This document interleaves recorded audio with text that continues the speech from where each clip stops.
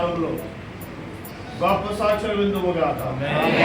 రాత్రి నుంచి సంపూర్ణమైన హీలవుదురుగాక. పొందిన గాయంలో చేసి సంపూర్ణమైన ఆరోగ్యాలు బిడ్డలకి ప్రసాదింప చేయండి. దాక్షమైన ఆరోగ్యం దయచేయండి. చక్కగా స్కూల్కి, కాలేజీకి, పనులకు వెళ్ళిపోయేటట్లుగా ప్రతి బలహీనత యేసు రక్తములో విడుదల కలుగునుగా కంటారు.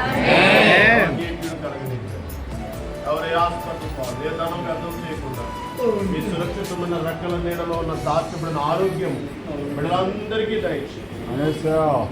అనారోగ్యమైన ఏ రోజు మందిరంలోకి వెళ్ళాలి, ఈ సమూహంలో ఉండాలని వచ్చారు.